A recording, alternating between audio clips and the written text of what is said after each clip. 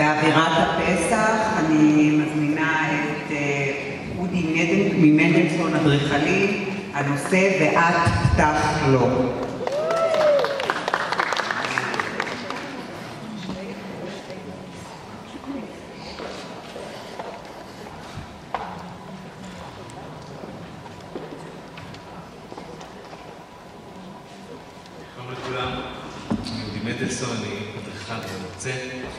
אני רוצה לדבר בהרצאה הזאת על מערכת יחסים בין סגנון לשפה. כששואלים אדריכל מה הסגנון שלו, מנסים בעצם לקטלג אותו. אתה עושה קווים ישרים, תחומים, אתה עושה חלב חם, חלב קר, אתה מינימליסט, אתה כפרי. אני רוצה לדבר איתכם על הנושא של שפה. נתחיל בתולדות אומנות. מיקלאנג'לו וקרוואג'ו, תום היה מפקפק. קרוואג'ו שבר בעצם בציור הזה את כל כללי המסורת שלפניו. האם ככה מציירים את שלושת האפוסטולים, אבות הנצרות מגיעים לבדוק את ישו אחרי הצליבה? הוא סתר את כל הכללים. האם התשובה לשאלה שהציור מעלה נמצאת בחור, בגוף?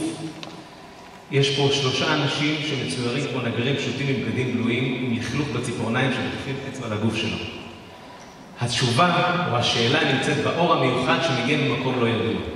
קרוואג'ו ממציא אור שמספר סיפור ולא מתאר את המציאות.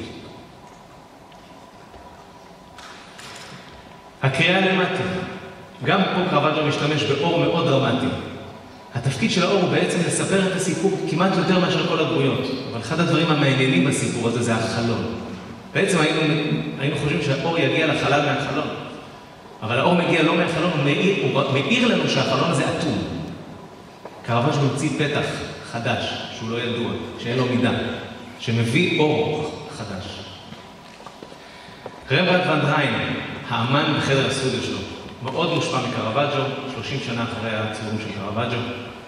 האם הנושא של הציור זה האמן בסטודיו? ממש לא. הנושא של הציור לא מופיע בציור. הנושא של הציור הוא בדיוק מה שלא מצויר, מה שלא נמצא בציור. בזה רמברנדט מתחיל לפתח את השפה, ובעצם יוצר משהו אחר מסגנון. יש את האלכסון המאוד מאוד דרמטי, שיוצר את החלק המוצל, שהוא הדבר הידוע, המפורט, ויש את החלק המואר, שהוא השאלה הגדולה. לשאלות של שפה עסקו גם המון פילוסופים. אני אביא ציטוט מאוד מאוד קטן מוולטר בנימין, שכתב מסה מדהימה על הלשון. שהרי הלשון בכל מקרה אינה רק מסירת משהו בר מסירה, אלא בו בזמן סמל למה שאינו בר מסירה. אפילו ההיסטוריה של המדע, המעריך שחלקכם הגדול אולי קרא את הספר הזה, הוא כתב דבר מעניין מאוד על התפקיד של השפה. השפה בהיסטוריה האנושית מסתבר שתכונתה החשובה באמת של השפה לא יכולתה למסור מידע על המציאות או איזושהי אמת, אלא יכולתה לדבר על דברים שבכלל לא קיימים, ועל ידי זה ליצור מציאות חדשה. אז מה ההבדל בין ציור לאדריכלות?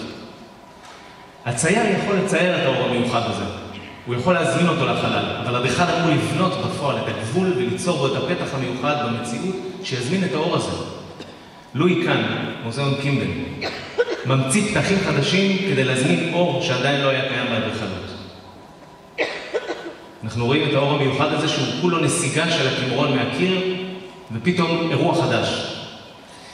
אני הקטן ניסיתי ללמוד ממנו ומאדריכלים אחרים, וניסיתי ליצור מצבים של אור חדש ולעקוב אחריהם, לראות איך הם מתפתחים, איך הם קוראים, איך הם מספרים סיפור.